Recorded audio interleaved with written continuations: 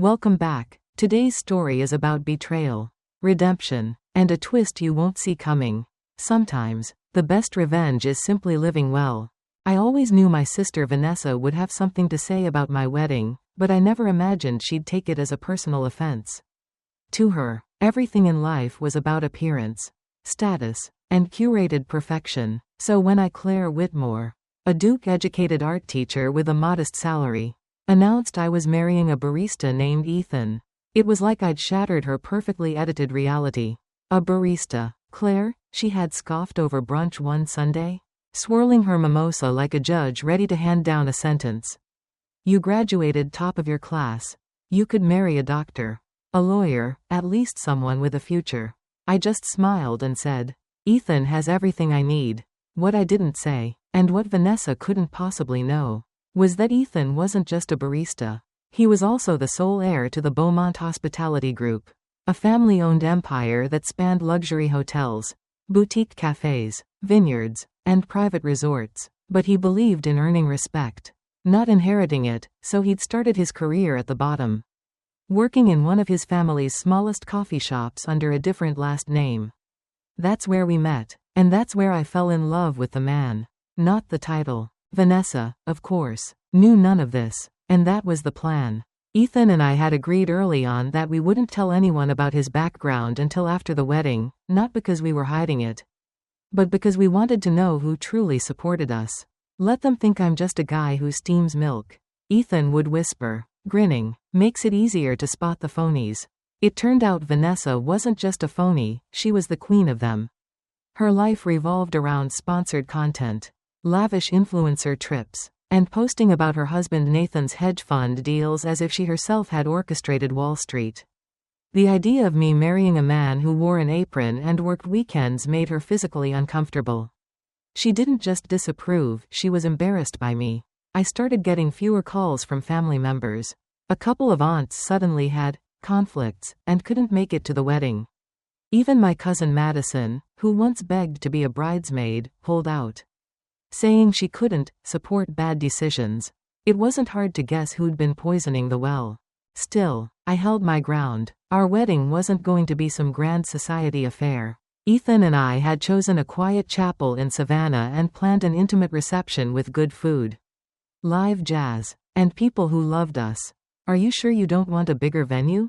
Vanessa had asked at the tasting, eyeing the cafe-style chairs like they were contagious. I know a planner in Miami who could still pull something off. I told her no. What I didn't tell her was that the real reception venue, the one she wasn't invited to plan or critique, was Beaumont Manor, a private estate in Savannah owned by Ethan's family. It was rarely used for personal events, but Charles Beaumont, Ethan's grandfather and founder of the entire empire, had insisted we host our celebration there. If she wants to judge, Charles had chuckled, let her do it with a flute of our reserve champagne in hand. We all agreed. The reveal would come in time. Until then, we let Vanessa sneer and stir, unaware that her need to feel superior was setting her up for the biggest wake-up call of her life.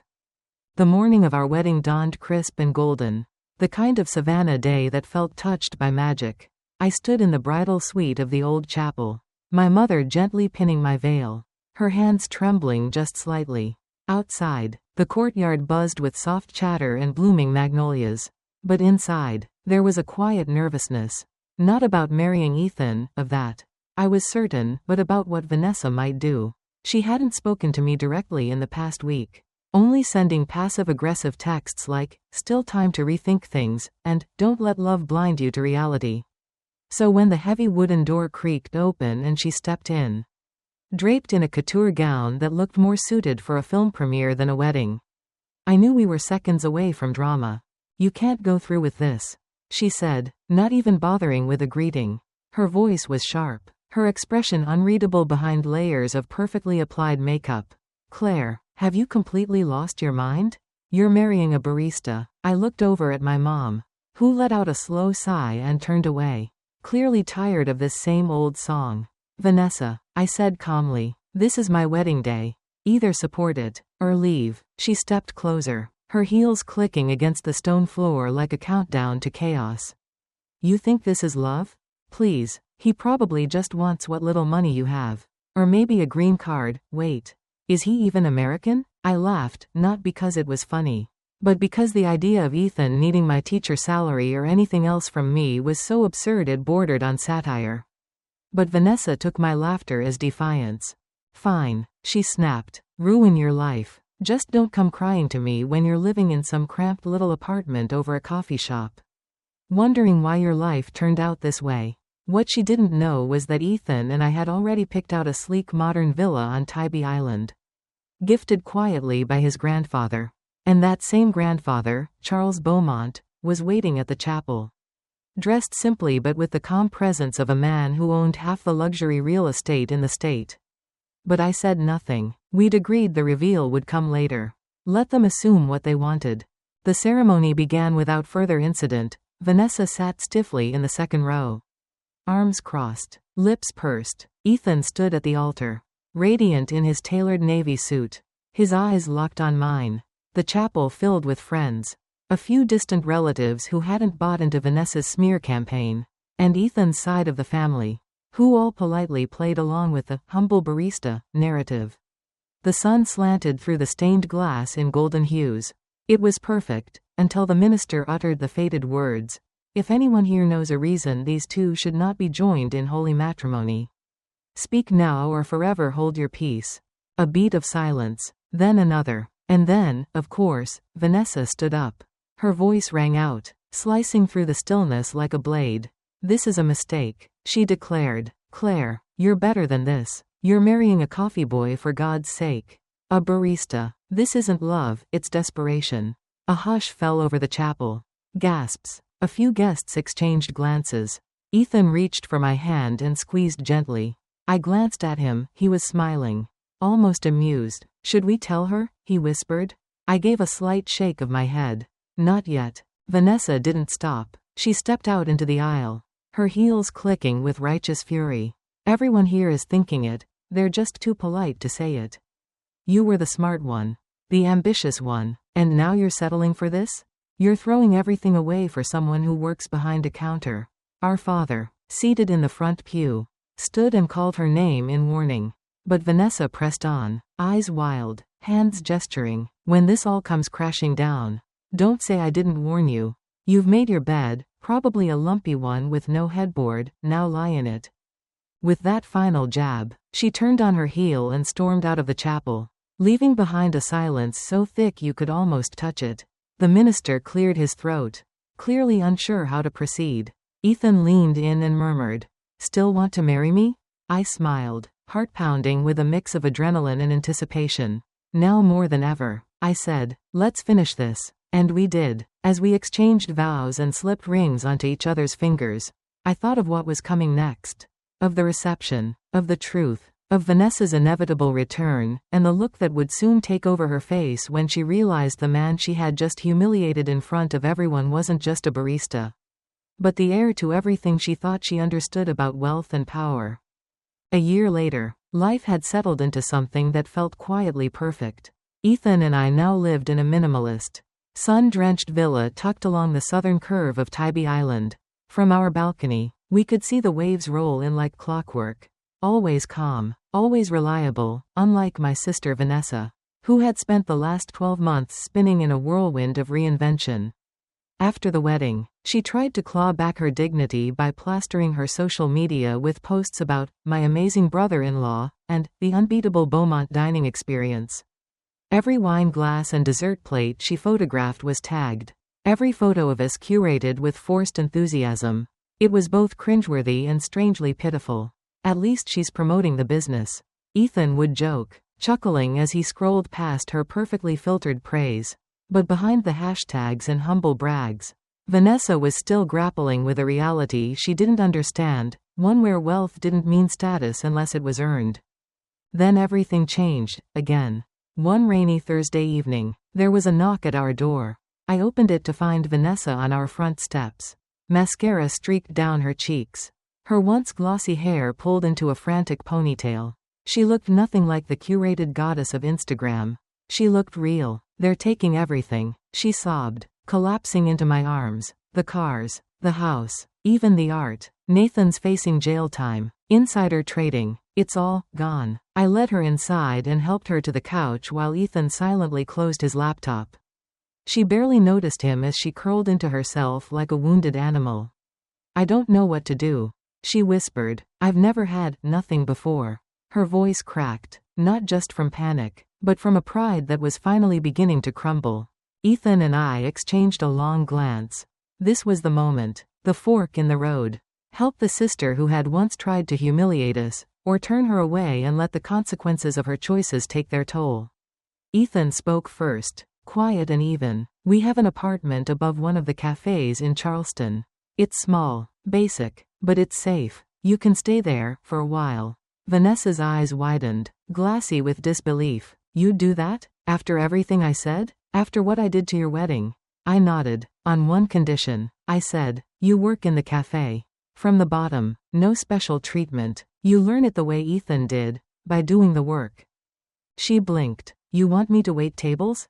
The horror in her voice was almost comical. Among other things, Ethan said, dishwashing, stocking shelves, running food, cleaning bathrooms, everything. Silence. Her pride visibly wrestled with her circumstances. I almost expected her to stand up and walk out. Slam the door. Find another quick fix to avoid accountability. But then she looked at me, really looked at me, for the first time in years. Okay, she said, I'll do it. Just help me start over. Please. And just like that, the story flipped. The following weeks were painful, humbling, and, frankly, fascinating. Vanessa moved into the small studio apartment, trading silk robes for uniforms, heels for slip-resistant shoes. She cried the first night after scrubbing a bathroom. She dropped 2 trays of pastries during a morning rush. She burned her arm learning to make cappuccinos. But she didn't quit. I watched from a distance as she began to change, not just her habits, but her posture, her tone, her presence. She no longer spoke to people like she was above them. She listened. She asked questions. She started leaving generous tips when we grabbed dinner at other restaurants and even defended a fellow server when a rude customer made a snide comment. You have no idea what it takes to do this job, she said to the man, surprising even herself. One day, I stopped by the cafe and found her behind the counter, hair pulled back, cheeks flushed, shouting orders to the kitchen with unexpected confidence. She didn't see me right away. She was too focused, too present. It was the first time I'd ever seen Vanessa without a mask. When her shift ended, Ethan and I sat her down at a corner table. How would you feel about managing this place? He asked casually. Sipping his coffee, her eyes widened, panic and excitement flickering across her face. You're serious? You've done the work. You earned the team's respect. The current manager's transferring to our Chicago location. It's yours, if you want it, I said. She didn't cry, though her eyes shimmered. I can't believe you'd trust me with this. Not after who I was. I reached for her hand. Because you've shown us who you are now. Vanessa's transformation didn't happen overnight, but once it began, it was impossible to ignore. She took the cafe manager role with the kind of cautious gratitude I never thought I'd see in her. Gone were the days of condescension and performative grace. She started arriving early, prepping pastries and mopping floors before the first customer walked in.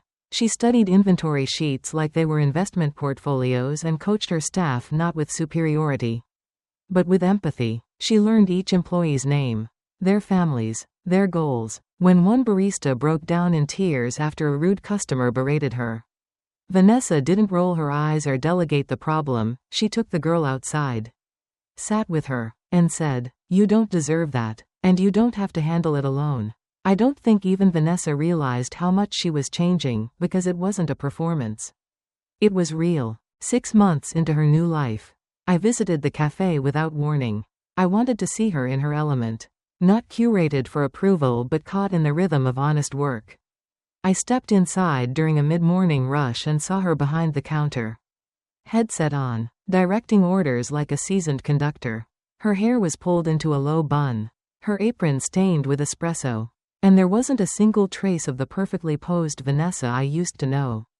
And yet, she had never looked more herself.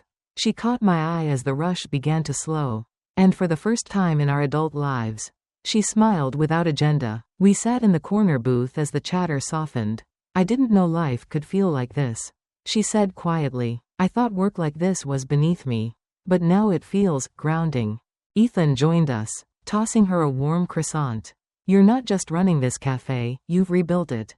He said. The staff respects you, the customers love you, and you've increased sales without making it feel like a machine. Vanessa laughed. I used to think managing meant telling people what to do. Turns out, it's more about listening. There was a beat of silence. She looked at both of us, her voice lowering. I was awful to you. To both of you. I let money blind me to everything that actually matters. She hesitated. And even after you gave me a chance, I still felt like I had to prove I was worth it. You already have, I said, not because you became a manager, but because you became a better version of yourself. Vanessa nodded, then added with a sheepish grin. I actually like it here. I like who I am here. It was the kind of thing I never imagined hearing from the sister who once refused to dine anywhere without valet parking. But this Vanessa, the one who cried with staff, who laughed with regulars, who stayed up late reprinting training manuals, this was someone new. Someone real. Her redemption wasn't about a grand apology or a dramatic public gesture.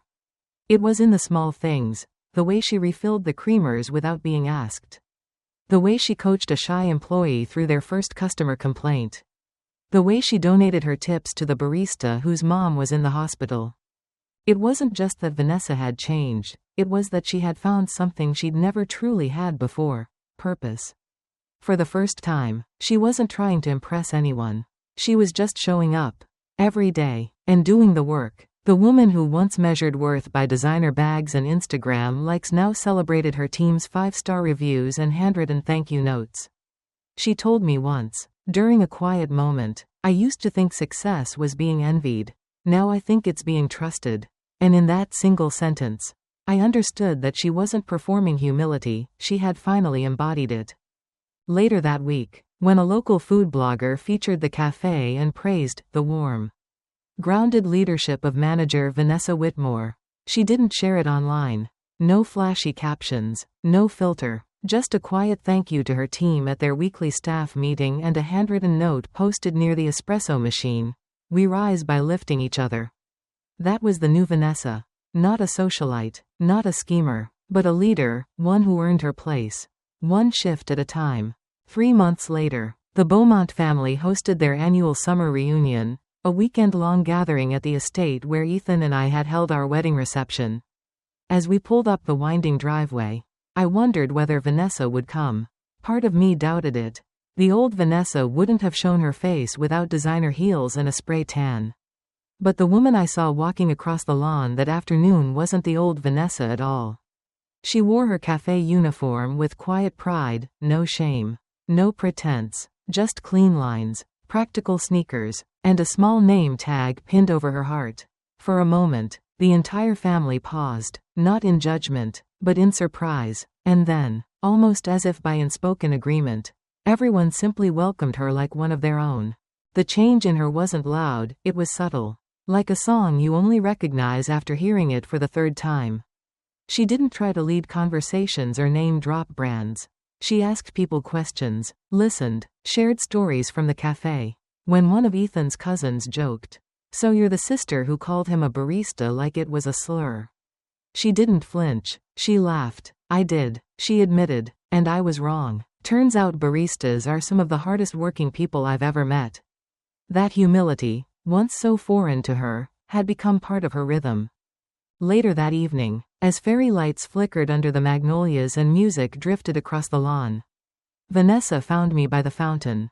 I thought I'd hate this, she said, sipping a lemonade, coming back here, seeing everyone again. But I don't. It's actually kind of freeing. Not pretending anymore. I smiled. That's because you're not trying to impress anyone now. You're just being you. She looked at me, eyes soft, and said, "You were right. You know, the truth didn't just change how others saw me, it changed how I saw myself."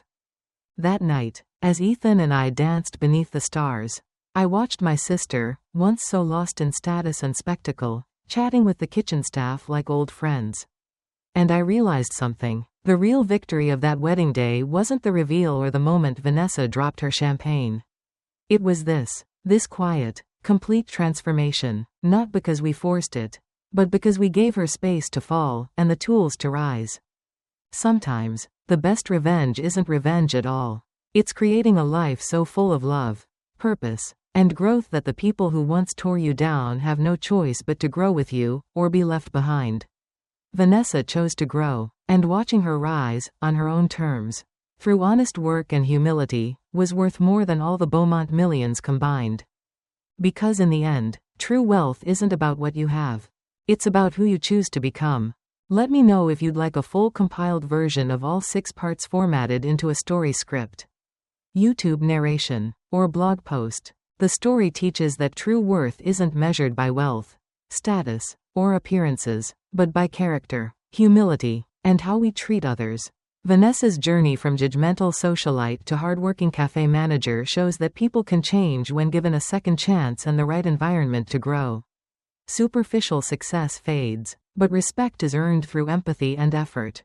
Sometimes, the most powerful transformation comes not from punishment, but from compassion. And in the end, the greatest revenge isn't proving others wrong, it's building a life so grounded and authentic that it inspires even your harshest critics to become better.